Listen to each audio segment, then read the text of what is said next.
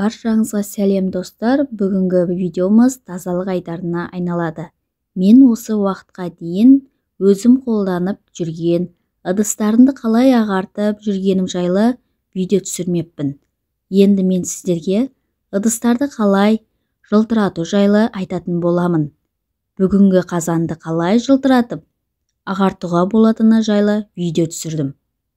Осы әдіспен мына сарғайған дақтарды және қара қатып қалған қараларды кетіруге болады.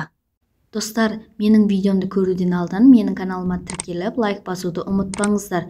Ең алдымен менің видеом сіздерге бірінші болып көрінетін болады.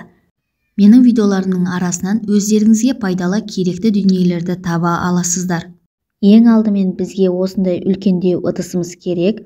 Осының ішіне су құйып, газымызды қосып, қайнатамыз.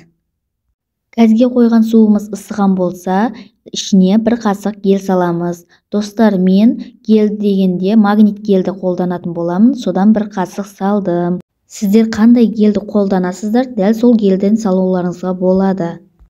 Гельді салып болған соң, осы жарты қасықтай ас содасынан саламыз. Менде уксус та салынды, бірақ ол видеоға түспей қалыпты. Уксусдан да бір қасық саласыздар. Гельді салдық.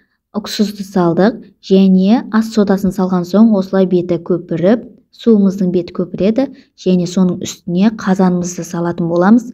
Қазанмен бірге суды қайнататын боламыз. Менің ыдысым кішкентайлау болып тұр. Бұдан үлкен ыдыс таппаған соң осыны қолданған болатынмын. Сондықтан енді сіздерде үлкен ыдыс болатын болса, үлкен ыдысты қолдануларыңызға болады. Біріншіден қазанымды осылай әр жерін суға тегізіп айналдырып жайғастырып аламын, сосын қайнататын боламыз. Қазанымыз судың ішінде 1,5 сағаттай қайнап шықты. Енді осы қазандарды алып тазалайтын боламыз. Қазанымыздағы сары майлары, сары дақтары кәдімгідей еріп әдемі болып қалыпты. Пышақпен қырсаңыз да, қырғышпен қырсаңыз да әдемі кететін болады. Міне қараңыздар достар, бір қырғанның өзінен де жалтырап шығып жатыр. Мен негізі қазанды қырған кезде қырғышпен қырғанды жөн көрем. Себебі пышақтан кейде кетеді, кейде кетпейді. Сондықтан осы қырғышпен қолданып, қырып тазалап алатын боламын. Достар, қазанымызды ағартып, жалтыратып қойған болатынмын.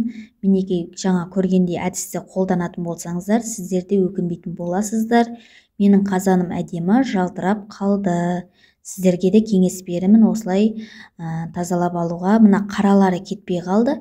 Қараларын кетіру үшін тағы бір салып алуымыз керек. Достар, менің пайдалы кеңестерім сіздерге ұнаған болса, менің каналыма тіркеліп, лайк басып, қоңыраушаны басып кетіңіздер. Сіздермен бірге болған пайдалы кеңестер бір арнасы.